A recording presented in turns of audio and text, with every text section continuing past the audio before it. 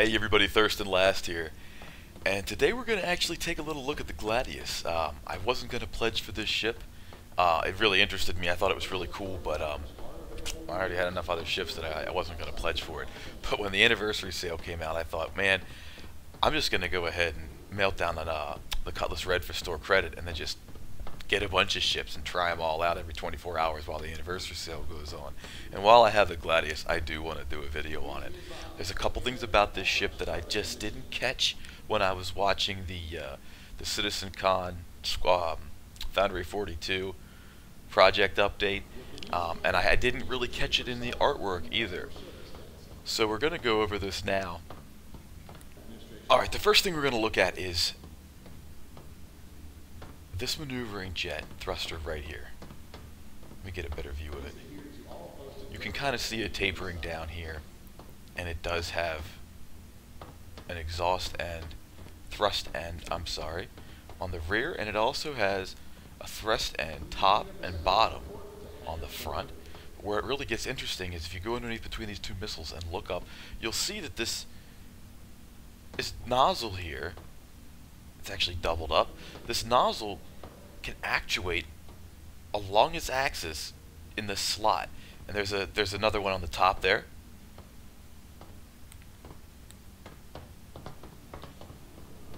But those are really a really cool design feature.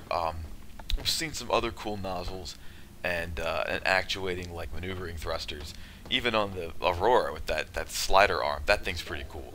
But up until now, most of what we've seen has been this type of nozzle there, like on the front, or they've had that on just about everything else, even the Mustang. I think they're a little more squared, but they're the same type as what's on the Avenger and on this section of the Gladius. But these tubular ones here, these are really cool. I just wanted to show you guys those. Those are pretty interesting. And this fuel tank down here, which also holds the landing gear. I've been having a look at this.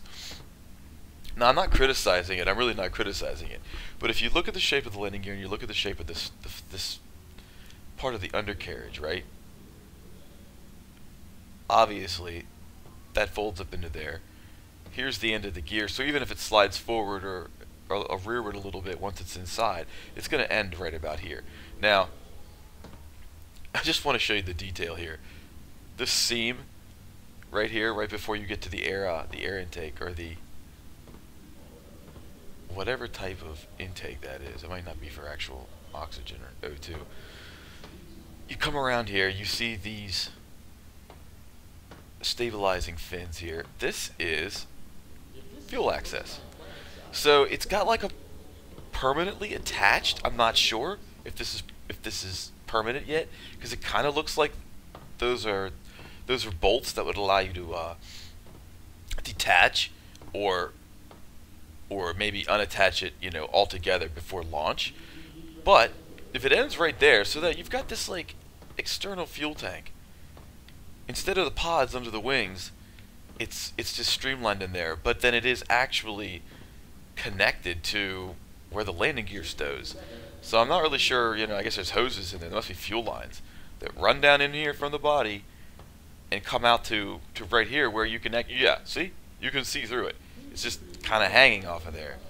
I'm not sure how that would work at atmospheric flight. Maybe those just get trimmed out automatically by the computer.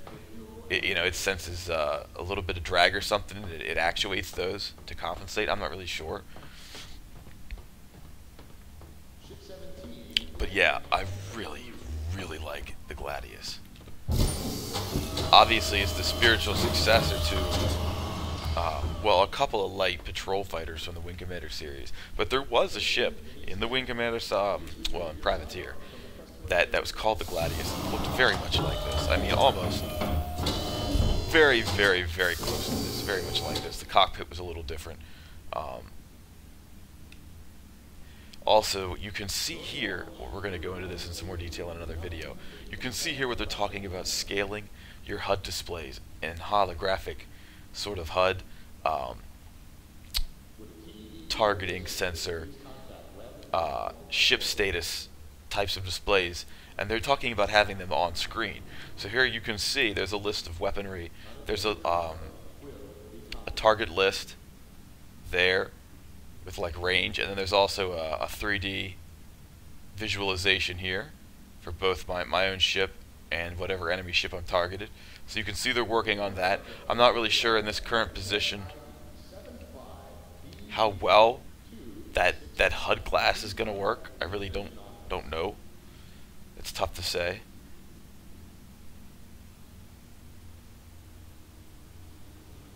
But I'm sure it's going to turn out and look really, really cool. So that's all I've got on the Gladius. Just wanted to show you guys that maneuvering thruster. I think that's a really cool design feature. Hey everybody, don't forget to subscribe and keep it locked here for all your Star Citizen news. We've also got parts 4 and 5 coming up for the Last Resort Flight School. We're going to go into the HUD interface a little more in detail. And we've also got a big Javelin special episode coming up as well, so stay tuned for that.